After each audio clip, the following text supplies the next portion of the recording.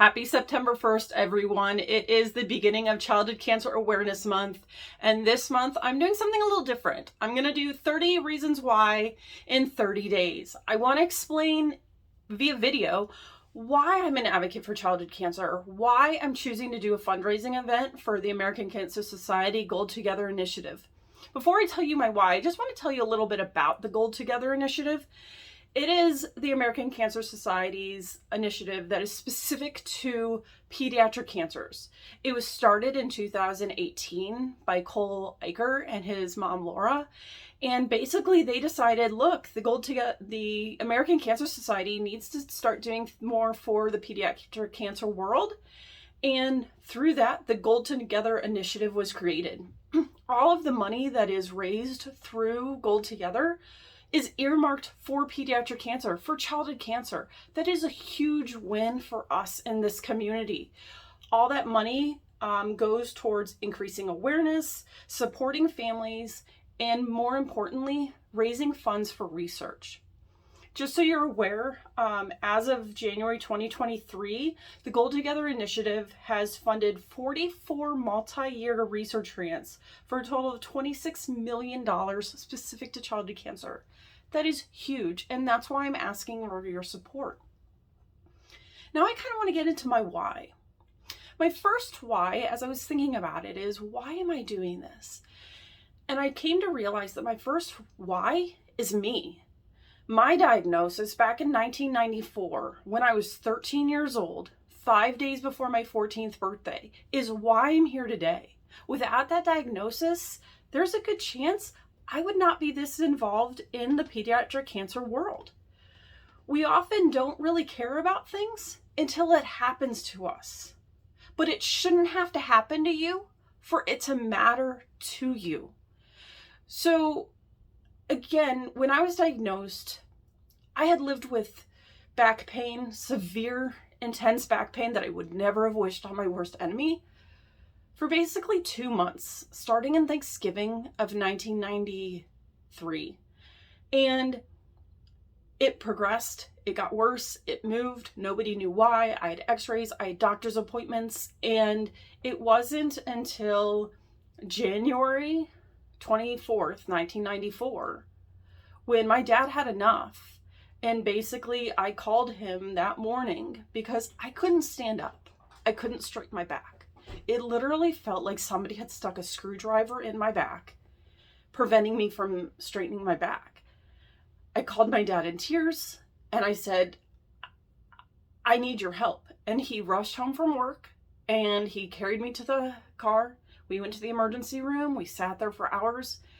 And after, a blood test and other things, they came back to the room and said, you have a very sick daughter. You need to get her to Children's Hospital immediately.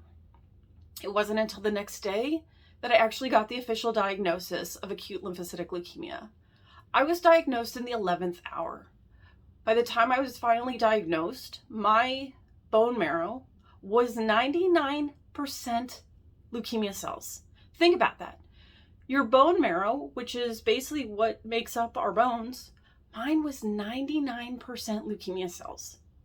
We need more research to help people understand how do we diagnose these things earlier.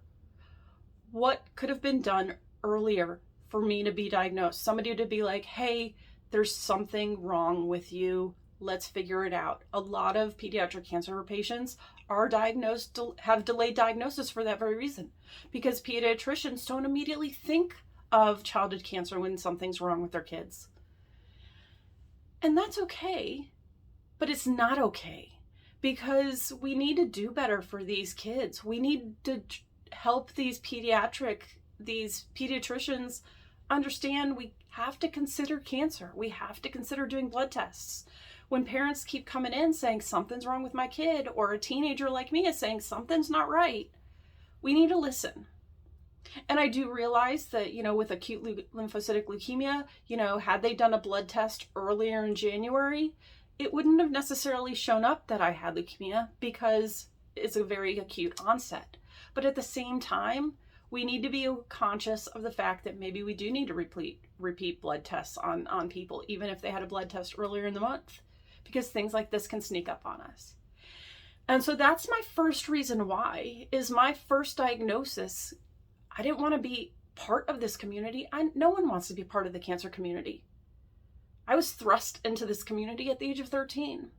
But I also realized that I survived cancer to be a voice for future patients, be a voice of patients of friends of mine who didn't make it. I want to tell their stories. So over the course of this month, every day, I'm going to tell my why. Some of my whys are going to be about my treatment, survival. Some of my whys are going to be about my friends who've passed away. Some of my whys are going to be about the facts.